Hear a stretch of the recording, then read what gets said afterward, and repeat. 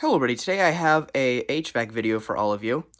This particular HVAC video is going to be a January 2023 checkup and startup on my 2007 Heil gas-powered furnace. So I know I have made a video of this furnace about 2 months back, but I decided why not do a January 2023 checkup on this furnace to see how it's doing and making sure that it runs correctly. I already took off the cover prior to making this video, so let's get to it. So here is the cooling compartment of the furnace, and this is during the cooling season. And those are the lines that are from the condensing unit outside the home, and it flows to evaporator coils, and that's how you get some cooled air. So there you go. Right here is the energy guide of this particular furnace. It's not really efficient, as you can see. It's only 80. The annual fuel utilization efficiency. The AFUE, that's what it's called, AFUE. So this furnace is not really energy efficient with fuel-wise, so that's why. And during the heating season, this is the heating compartment of the furnace. So, and there are definitely more components than in the cooling compartment. So let's get started with the heating compartments. So right here is a vacuum switch, and this determines whether or not the motor is spinning fast enough for it to, start the ignition sequence. So it is, I believe, 0.59 psi, 0.59 psi, and that is to make sure that the gas is, getting blown out of this pipe and out into the open world. So there you go. That's the vacuum switch. It's made by Honeywell. And if it's faulty, then you need to get a replacement one. So right here is the draft inducer fan motor, and this is to make sure that it expels all of the toxic fumes from the heat exchanger, which is right behind here. So this particular motor here spins at 3,000 RPM, operates on 120 volts, and it was manufactured in 2007. So there you go with that. And there's this right here, this black ring around the motor shaft. This is actually a cooling fan to make sure that the motor isn't overheating, because this is a induction motor. It's a brushless AC motor. And then we have our earth wire right here, and then we have our two lines that go to the motor. We have our negative and our positive. And this runs very quickly. It actually has a good startup sound too. And this tube is to make sure that everything is running correctly. And that goes to the vacuum switch, this gray tube here. So moving on down, we have this switch here, which is the heat exchanger limit switch. And the purpose of this switch is to make sure the heat exchanger isn't overheating. If it's overheating, then the switch trips and then it shuts off the gas valve. And then speaking of that, this is our gas pipeline, and this is the gas valve. This runs on 24 volts AC from the control board. And this determines whether or not everything is running correctly. And then once the igniter is on, it opens up and then lets natural gas flow to the burners, and then it ignites and starts the heating process. And then down here, we have our 3 burners here.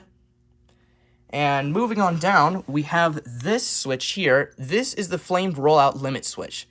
If one of the heat exchangers holes were clogged with air, or if it was cracked, then this limit switch here will trip, and then it'll send a signal to shut off the gas valve. So there you go. This right here is a flame sensor, and this determines whether or not a flame is present while the furnace is, igniting and doing the heating sequence. So if it was defective or faulty, then it would shut off and cycle for a few more attempts, and then it goes into a hard lockout for about an hour. Moving on down to our right, this is the hot surface igniter, and that is to determine whether or not, the gas will ignite from it. And there are 2 different igniter types of hot surface igniters. This particular igniter is made of silicon nitride, and they actually last longer as compared to silicon carbide igniters. The silicon nitride igniter is actually, it's more efficient in, like, how long it takes to glow, because this igniter here takes about only half a second for it to start glowing after the power has been received from the control board. Silicon carbide igniters take longer, about 1.5 to 2 seconds for it to start glowing. And then plus, when the gas is emitted and then establishes a flame, it actually it doesn't harm the igniter too much because of the flame rolling over it. But if it was a silicon carbide igniter, it actually harms it way more, and then it decreases the lifetime of the igniter. So that's the main purpose of the hot surface igniter, is to make sure that the flames are ignited, and then the flames establish and then goes into the heat exchanger. So there you go with that. And then back here is where the fan blower motor actually switches on, and that is how the heat runs throughout the house. So also, what's weird about it is that it actually turns on just before the igniter turns on, which I find to be very strange. So, there you go. So, this furnace is still in great shape.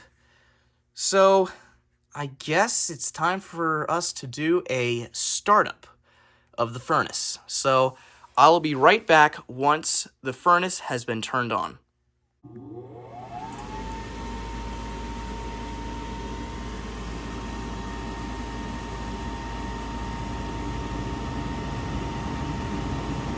Alright, so the draft inducer fan turned on. In a moment, we'll see the igniter.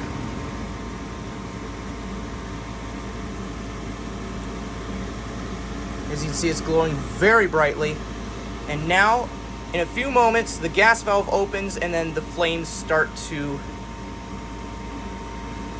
go through the heat exchanger.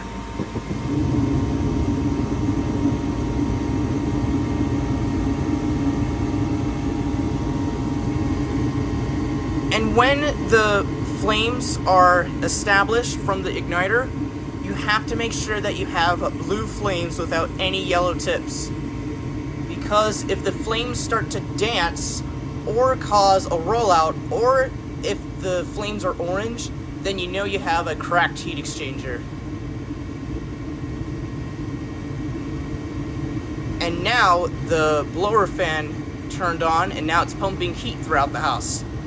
So like I said, you're supposed to have blue flames without any yellow tips or any dancing flame. It has to be stabilized like this. And if that were to happen, you would need to have your heat exchanger replaced. So that's what a startup looks like, and I'm also going to be making a separate video of the starting sequence of a gas furnace. So anyways, hope you enjoyed this January 2023 checkup on this furnace. And if you did like the commentary, then please be sure to subscribe, like, and comment. And thank you all very much for watching.